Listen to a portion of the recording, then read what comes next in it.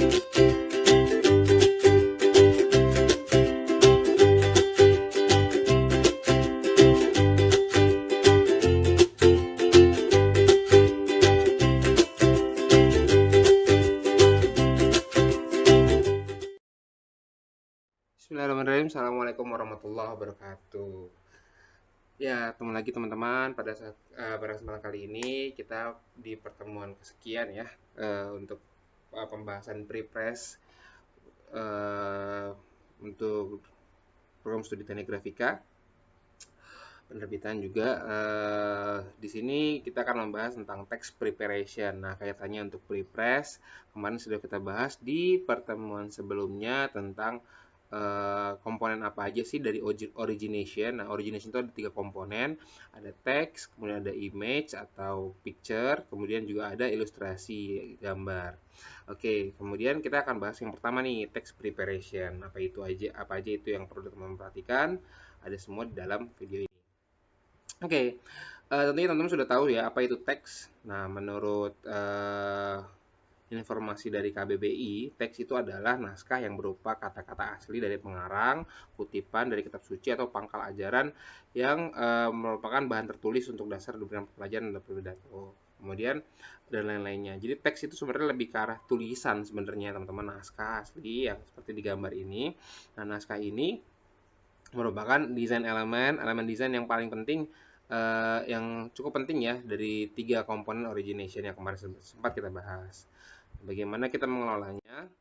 Ya tentunya di dalam teks itu ada namanya istilahnya font. Nah, apa itu font? Font itu merupakan rupa huruf ya yang memiliki ukuran, berat, dan gaya tertentu, dan istilah ini biasanya digunakan dalam dunia modern yang namanya font ya, atau bahasa kitanya sih rupa huruf ya. Tapi kita jarang tuh teman-teman yang ngomong pakai rupa huruf apa gitu. Banyak kan pakai font apa gitu ya. Nah, teknologi pembuatan font atau teknologi merakit font tersebut disebut dengan istilah tipografi. Oke. Kemudian dalam software atau perangkat digital sekarang yang menggunakan komputer untuk memodifikasi font, teman-teman bisa menggunakan beberapa software.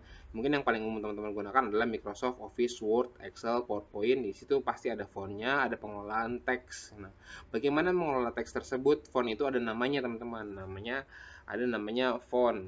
Nah, nama font itu ada biasanya di kolom ini. Nama font itu adalah ada pilihannya. Di sini ada contohnya Calibri body ya, ada body text, ada juga highlight, ada juga underline. Nah, itu macam-macam kondisi dari font tersebut bisa disampaikan di dalam nama utamanya ini. Kemudian juga ada font size atau ukurannya. Ini adalah ukuran font. Kemudian juga di sampingnya juga teman-teman misalkan ada pilihan grow font atau shrink font. Ini adalah untuk membesar atau memperbesar atau memperkecil ukuran dari font size.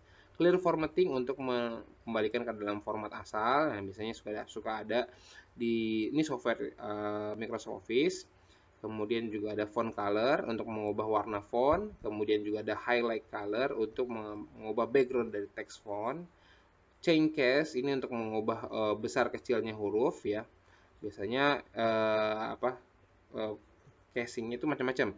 Ada yang besar di awal untuk headline, ada yang besar semua, ada yang kecil semua. Oke, kemudian ada superscript. Ini untuk menambahkan huruf kecil ya, seperti kuadrat, pangkat 3, kubik, dan sebagainya. Kemudian subscript ini adalah di bawahnya. Contohnya kayak teman menulis rumus kimia O2 gitu kan, H2O seperti itu. Kemudian straight-through ini untuk memberikan garis ya, mencoret garis teksnya, kemudian underline garis bawah, kemudian ada italic dan bold. Ini yang mungkin teman-teman biasa sering gunakan di fitur Microsoft Office. Begitu juga dengan software-software desain lainnya yang berkaitan untuk pengelolaan teks. Namun fitur untuk mengelola teks biasanya menggunakan software-software yang biasa digunakan untuk text editing. Sedangkan untuk meskipun di Photoshop ada pengelolaan teks, tapi tidak selengkap text editing. Atau mungkin di Illustrator ada pengelolaan teks, cuman fiturnya tidak selengkap text editing. Untuk kemudahan teman-teman membuat sebuah narasi atau naskah yang cukup banyak. Oke, baik. Untuk sejarahnya, nah ini ada namanya istilah typesetting. Jadi sebelum kita menuju ke software Microsoft Office, dulu sekali teman-teman ada istilah namanya typesetting.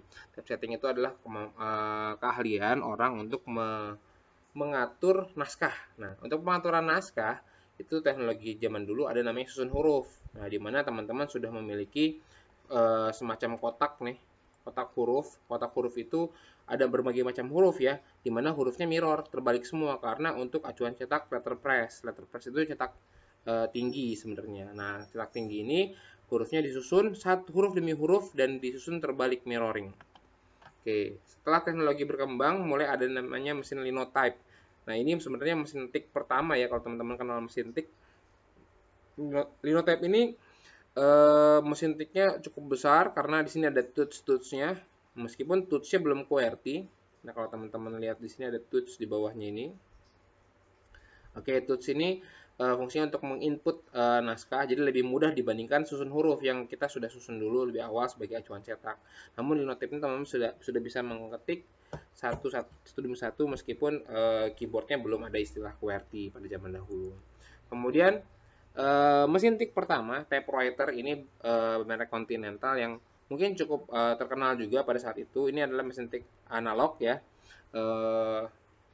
untuk pembuatan naskah. Oke, pembuatan naskah pada saat ini sudah bisa langsung dicetak di mesin tik analog ini. Kemudian muncullah mesin ketik modern. Nah, ini sudah lebih digital, bahkan sudah ada ada beberapa yang sudah menggunakan listrik ya. Jadi sudah menggunakan pita. Kemudian mesin ketik ini juga sudah lebih mudah, bahkan portable, bisa dibawa kemana saja dibandingkan dengan mesin linotype yang masih standalone, tidak mungkin kita bawa kemana saja gitu ya. Pada saat itu mesin ketik ini cukup banyak sekali digunakan oleh para pembisnis untuk membuat surat-surat atau membuat berbagai macam naskah yang untuk diketik.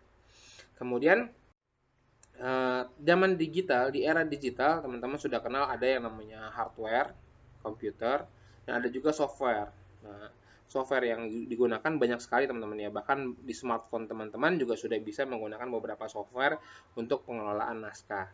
Di sini ada Microsoft Office, ada WPS, kemudian ada OpenOffice, banyak sekali software-software digital yang baik dari smartphone, kemudian teknologi komputer, PC, Macintosh yang bisa teman-teman gunakan untuk text editing atau naskah formatting.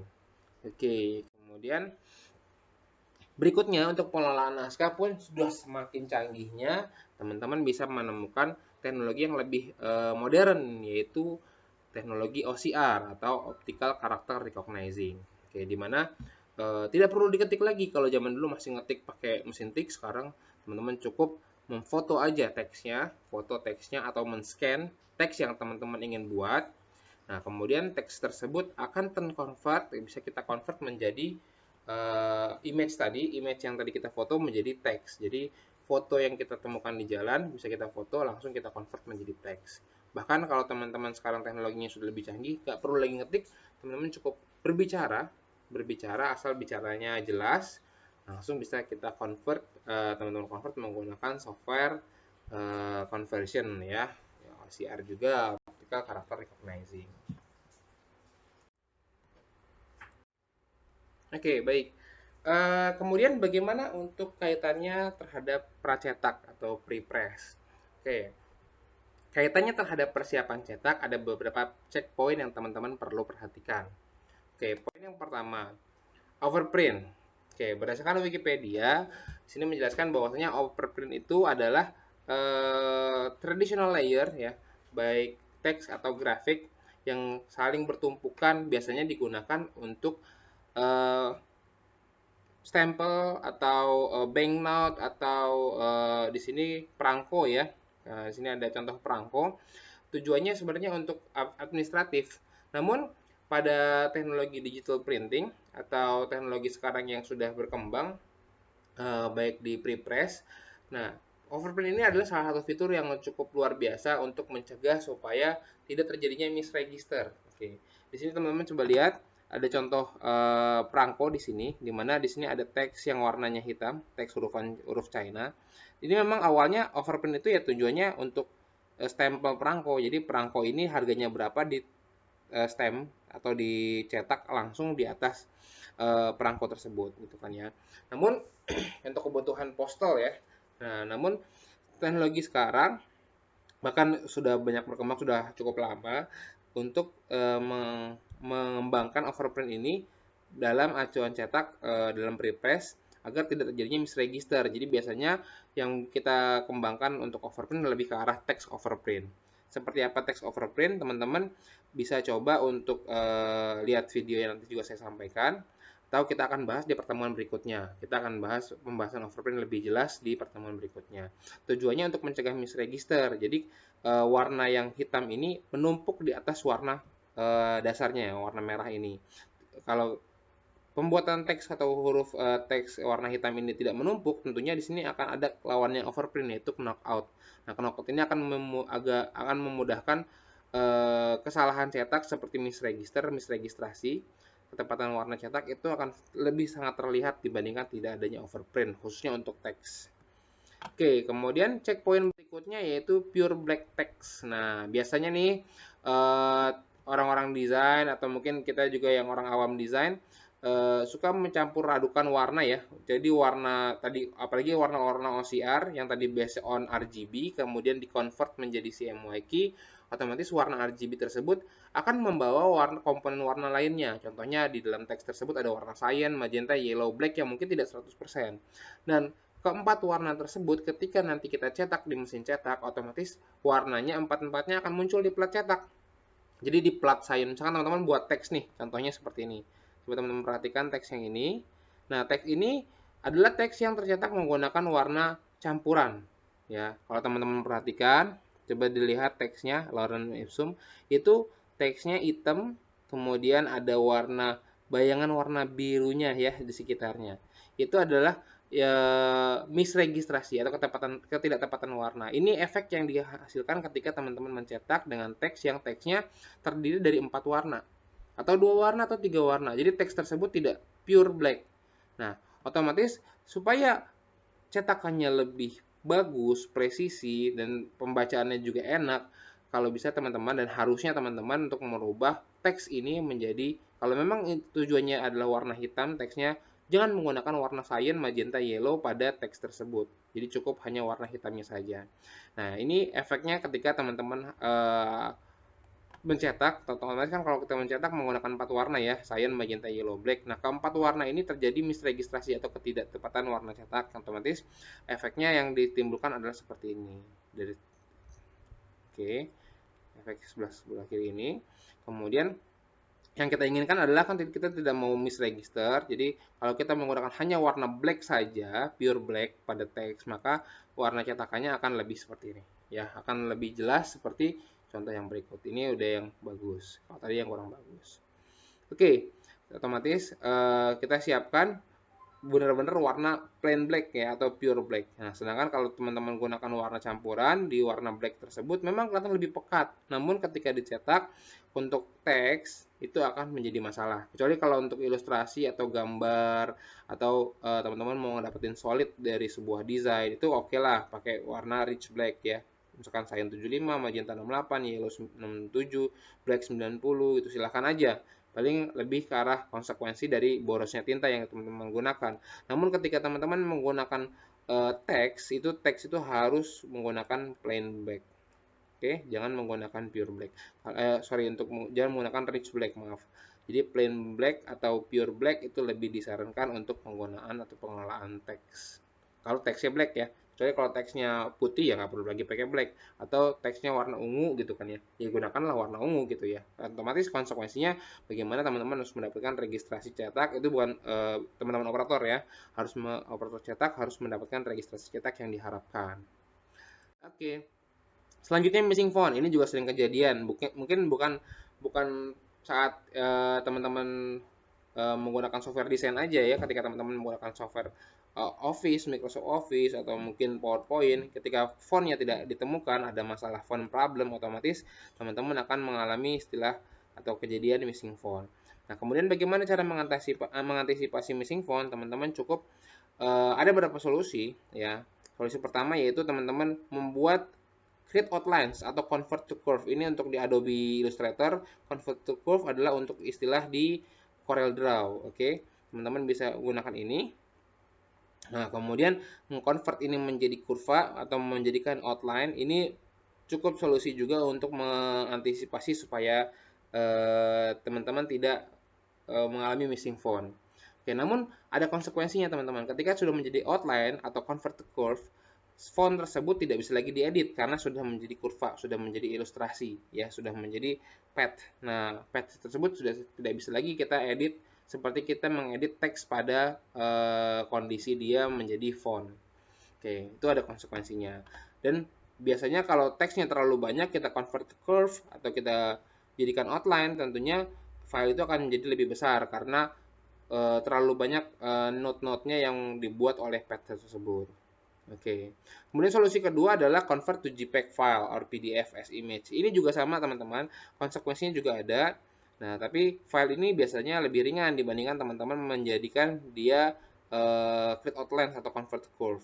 File lebih ringan, lebih mudah dibawa dan sangat aman sekali karena tidak ada istilah missing font, bahkan missing image pun tidak akan terjadi di sini. Ini sangat membantu sekali teman-teman untuk mobilisasi file dari suatu komputer ke komputer lain atau satu sistem ke sistem lain. Oke, biasanya kita convert to JPEG atau teman-teman juga bisa menggunakan Adobe Photoshop untuk mengedit teks ya, karena salah satu kelebihan Adobe Photoshop adalah tidak akan missing font. Namun ketika teman-teman edit teksnya baru dia akan berasa missing font. Jadi dia capture image-nya. Ketika image-nya mau diedit, maka fontnya akan berubah. Oke. Kecuali kalau di Adobe Illustrator, kemudian di InDesign atau di CorelDRAW atau software freehand, PageMaker itu disarankan dua hal ini, create outline, convert to curve atau convert as image. Tentunya bisa jadi JPEG atau PDF file. Dan kemudian terakhir yang paling solusi adalah bring its font, bawa hurufnya ya, bawa fontnya. Bagaimana caranya? Masuk ke Windows, copy font gitu kan. Setelah itu fontnya dibawa ke dalam USB file yang teman-teman gunakan atau CD yang teman-teman bawa, kemudian nanti diinstal di komputer printernya yang tempat teman-teman mencetak. Atau teman-teman bisa mempermudah dengan cara mempackage-nya. Kalau di Adobe Illustrator atau nggak di InDesign ada namanya package. Ketika di package, kemudian digabung menjadi satu, di situ terbawalah semua yang namanya font, terbawalah semua yang berhubungan dengan image dan seterusnya. Teman-teman bisa bawa itu dan lebih mempermudah teman-teman ketika teman-teman mau mengaplikasikan untuk printingnya. Oke, mungkin itu yang bisa saya sampaikan buat teman-teman. Semoga bermanfaat. Saya harap teman-teman setelah ini mencoba beberapa fungsi-fungsi yang tadi sudah dijelaskan pada software-software tersebut, dan saya juga sudah masukkan beberapa link video yang bisa mempermudah teman-teman untuk lebih memahami dan mencoba apa yang sudah dijelaskan. Oke, jangan lupa untuk terus belajar, semangat untuk belajar dan terus bertanya ya. Jangan sampai teman-teman hanya mendengarkan saja tapi tidak mencobanya. Oke, kurang lebih saya mohon maaf. Wassalamualaikum warahmatullahi wabarakatuh.